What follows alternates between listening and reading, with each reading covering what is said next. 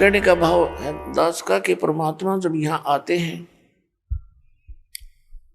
अपने यथार्थ ज्ञान को समझाने की चेष्टा करते हैं।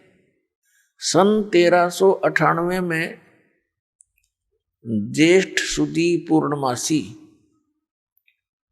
जेठ उतरते की पूर्णमासी और विक्रमी संवत 1455, सन 1398 को परमात्मा सतलोक से चलकर सहशरीर आए।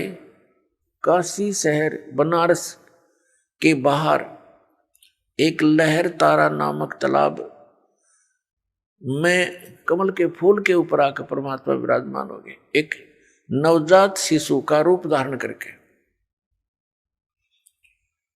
नीरू और नीमा नाम के दो पति पत्नी थे। जुलाहे का कार्य करने से वो जुलाहे कहलाते थे और मुसलमान धर्म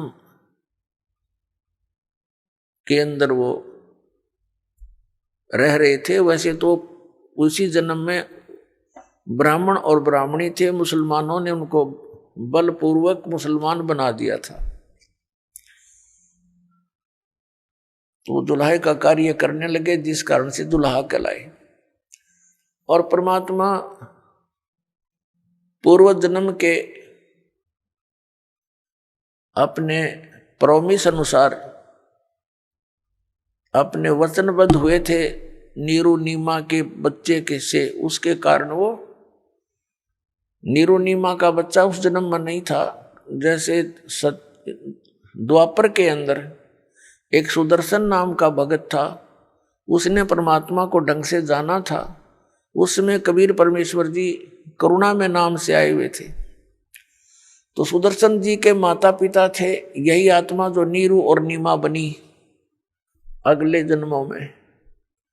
तब सुदर्शन जी ने प्रार्थना की थी, परमात्मा मेरे माता पिता ने बड़ी भारी गलती कर दी, आपके ज्ञान को स्वीकार नहीं किया। अब वो ना जाने किन किन योनियों में कष्ट उठावेंगे।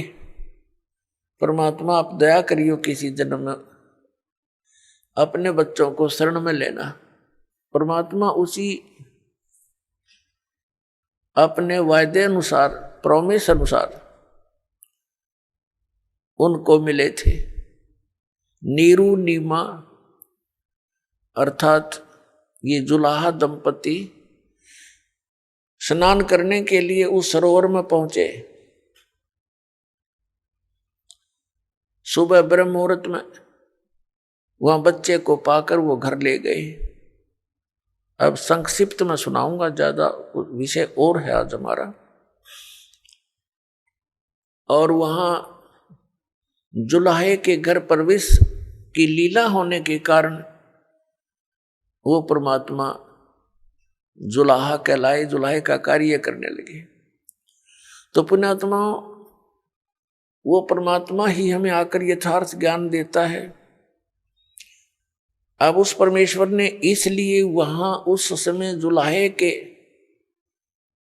घर में आना अनिवार्य जाना, क्योंकि वो तो परमात्मा है, हम तो जीव बुद्धि हैं, अपनी बुद्धि अनुसार हम विवेचन कर रहे हैं। परमात्मा ने ये जाना कि शूद्र जाति उस समय बहुत ही अछूत माने जाती थी और एक धारणा बनी हुई थी कि भक्ति मार्ग का काम तो ऋषि ब्राह्मणों का ही होता है और यही पार हो सकते हैं, यही भक्ति कर सकते हैं। दूसरी धारणा ये थी कि इन ब्राह्मण गुरुओं के शिष्य अधिकतर सेठ लोग होते थे, वो दान धर्म बहुत किया करते थे, वैश्य कुल के और बाकी अन्य भी स्वर्ण जातियां भी उनकी शिष्य हुआ करती थी। और शूद्र को भक्ति का अधिकारी नहीं माना जाता था। उनको मंदिरों में जहां भी पूजा स्थल होते थे वहां जाना अलाउड नहीं था। तो परमात्मा ने ये सारी बेड़ियां हटाने के लिए ये जो जकड़ रखा था समाज जाति मजहब के अंदर, उन सभी बंधनों को काटने के लिए, समाप्त करने के लिए परमात्मा आए थे। आप सुन रहे थे जगत गुरु तत्वदर्शी संत रामपाल जी महाराज जी के मंगल प्रवचन। अधिक जानकारी के लिए विजिट कीजिए हमारी वेबसाइट www.jagatgururampalji.org।